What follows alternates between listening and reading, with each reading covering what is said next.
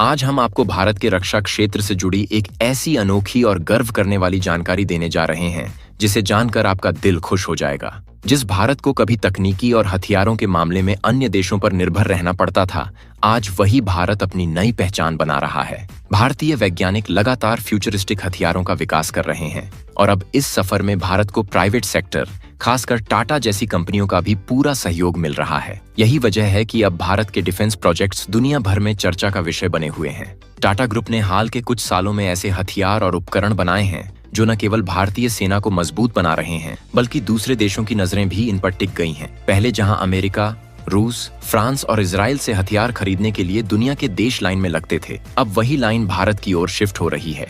भारत के make in India अभियान को टाटा का जबरदस्त समर्थन मिला है, जिसने भारत को एक नई दिशा में अग्रसर किया है। टाटा अब एशिया की पहली ऐसी कंपनी बन चुकी है जो उन हथियारों का निर्माण कर रही है जिन्हें अब तक कोई और देश नहीं बना पाया है। पिछले कुछ महीनों में टाटा ने ऐसे प्रोजेक्ट्स पर काम किया है जिनमें C295 ट्रांसपोर्ट एयरक्राफ्ट, भारत का पहला क्वांटम कंप्यूटर, सुपर हेरक्युलस विमान और अटैकिंग ड्रोन शामिल हैं। इन प्रोजेक्ट्स ने भारत को न केवल आत्मनिर्भर बनाया है, बल्कि दुनिया के सामने अपनी ताकत का प्रमाण भी पेश किया है। इसके साथ ही भारत को सेमीकंडक्टर हब बनाने के प्रयास भी जोरों पर हैं। पर सबसे बड़ी खबर यह है कि DRDO और टाटा ने मिलकर एक ऐसा हथियार विकसित किया है जिससे अमेरिका जैसे देश को भी झटका लग सकता है। जिस हथियार से अमेरिका अब तक अरबों डॉलर कमा रहा था, अब वही हथियार भारत भी एक्सपोर्ट करेगा और इसकी शुरुआत हो चुकी है। मोरक्को जैसे देशों ने भारत से 150 फील्ड आर्मर्ड प्लेटफॉर्म का ऑर्डर दिया है, जो भारतीय रक्षा उद्योग के लिए एक बहुत बड़ी उपलब्धि है। इस वाहन की खासियत ऐसी है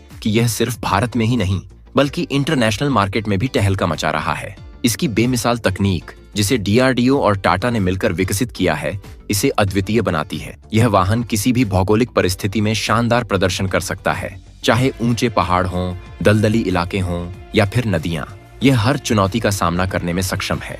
इस वाहन की सबसे खास बात यह है कि इसमें हाइड्रोन्यूमेटिक सस्पेंशन सिस्टम दिया गया है, जिससे यह उबड़-खाबड़ रास्तों पर भी आसानी से चल सकता है। साथ ही यह वाहन एम्फीबियस भी है, यानी यह जमीन के साथ साथ पानी में भी आसानी से चल सकता है। इसकी डिजाइन इतनी आधुनिक है कि यह युद्ध के किसी भी क्षेत्र में शानदार साबित हो सकता है। यह वाहन लैंड माइन के विस्फोट को भी झेलने की क्षमता रखता है और इसमें 10 से 12 सैनिक आराम से बैठ सकते हैं। इसे पैदल सेना वाहन, रसद वाहक या टोही मिशन के लिए भी इस्तेमाल किया जा सकता है। भारतीय सेना पहले ही इसे अपनी टुकड़ियों में शामिल कर चुकी है और पैरामिलिट्री फोर्सेस ने भी इसे खरीदने के लिए ऑर्डर दे दिया है। अब सवाल यह उठता है कि भारत ने इतने कम समय में यह बड़ी उपलब्धि कैसे हासिल की। इसका उत्तर है भारत के टैलेंटेड वैज्ञानिक, इंजीनियर और टेक्नोलॉजी में आत्मनिर्भर बनने का जुनून। DRDO और टाटा के वैज्ञानिकों और इंजीनियरों ने मिलकर जिस तरह से इस वाहन को विकसित किया है, वह केवल भारत के लिए ही नहीं, बल्कि पूरे विश्व के लिए एक संकेत है कि अब भारत किसी पर निर्भर नहीं है। अब भारत खुद ऐसे हथियार बना रहा है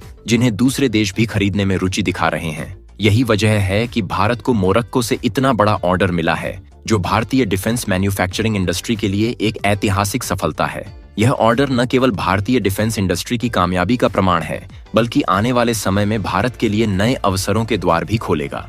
पहले जहां भारत अमेरिका, रूस और इजराइल से बख्तरबंद गाड़ियां इंपोर्ट करता था, अब भारत खुद इन गाड़ियों का निर्माण कर रहा है और दूसरे देशों को एक्सपोर्ट भी कर रहा है। DRDO और टाटा के इस प्रोजेक्ट ने साबित कर दिया है कि भारत अब रक्षा क्षेत्र में आत्मनिर्भर बन चुका है और जल्द ही ग्लोबल मार्केट में बड़ा खिलाड़ी बनने जा रहा है। भारत ने पिछले कुछ वर्षों में अपनी रक्षा क्षमता में अभूतपूर्व वृद्धि की है। अब यह केवल आत्मनिर्भरता की दिशा में कदम नहीं बढ़ा रहा है, बल्कि विश्व के अन्य देशों के लिए भी एक मिसाल बन रहा है। हमारी भारतीय सेना अब उन उपकरणों और हथियारों पर निर्भर नहीं है जो पहले केवल विदेशों से आयात किए जाते थे। टाटा जैसे बड़े नामों ने इस दिशा में महत्वपूर्ण योगदान दिया है और यह बदलाव एक व्यापक दृष्टिकोण का परिणाम है। टाटा ग्रुप की क्षमता और तकनीकी नवाचार ने भारत को एक मजबूत रक्षा निर्माता के रूप में स्थापित किया है। पिछले कुछ वर्षों में टाटा ने न केवल सेना के लिए आधुनिक तकनीक के हथियारों का निर्माण किया है, बल्कि अपनी उत्पाद श्रृंखला को भी विस्तारित किया है। इनकी विकास प्रक्रिया में कई तरह के हाईटेक समाधान शामिल हैं, जैसे कि रोबोटिक्स,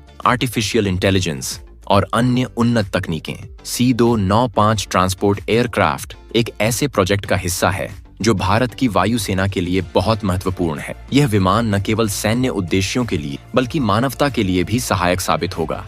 इसकी क्षमता और बहुउपयोगिता इसे अन्य देशों के लिए आकर्षक बनाती है। इसका निर्माण भारत में ही किया जाएगा, जिससे न केवल स्वदेशी उत्पादन को बढ़ावा मिलेगा बल्कि आर्थिक विकास भी होगा। भारत का पहला क्वांटम कंप्यूटर विकास एक बड़ी तकनीकी उपलब्धि है। यह न केवल रक्षा क्षेत्र के लिए महत्वपूर्ण है बल्कि अनुसंधान और विकास में भी नए द्वार खोलेगा। क्वांटम कंप्यूटर की क्षमता नेशनल सिक्योरिटी को बढ़ाने में मदद करेगी और यह भारत को एक तकनीकी सुपर पावर के रूप में स्थापित करेगी। सुपर हेराक्युलस विमान एक अत्याधुनिक परिवहन विमान है जो भारतीय वायुसेना की क्षमताओं को कई गुना बढ़ाने में मदद करेगा।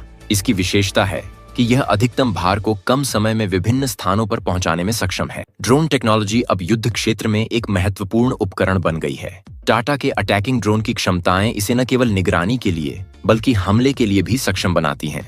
यह भारतीय सेना को युद्ध में एक नई रणनीति अपनाने की अनुमति देता है, जिससे वह दुश्मन की गतिविधियों पर नजर रख सकता है। अब जबकि भारत ने अंतर्राष्ट्रीय बाजार में अपनी स्थिति मजबूत की है, यह समय है कि हम इसके प्रभाव को समझें। मोरक्को का 150 व्हील्ड आर्मर्ड प्लेटफॉर्म का ऑर्डर केवल एक शुरुआत है। इससे हमें यह समझने में मदद मिलती है कि अन्य देशों में भारतीय तकनीक के प्रति विश्वास बढ़ रहा है। भविष्य में भारतीय रक्षा उद्योग को कई नए अवसर मिलने की संभावना है। भारत ने पहले ही रक्षा उत्पादों के निर्यात में उल्लेखनीय वृद्धि की है। इसके अलावा भारत को अपनी तकनीक का उपयोग करते हुए अन्य देशों के साथ सहयोग बढ़ाने का अवसर मिलेगा। भारत की युवा प्रतिभा और स्टार्टअप संस्कृति भी इस क्षेत्र में महत्वपूर्ण भूमिका निभा रही है।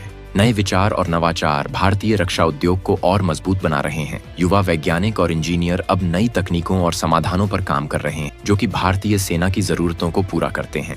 रक्षा प्रौद्योगिकी में नवाचार भारत को एक नए स्तर पर ले जा रहा है।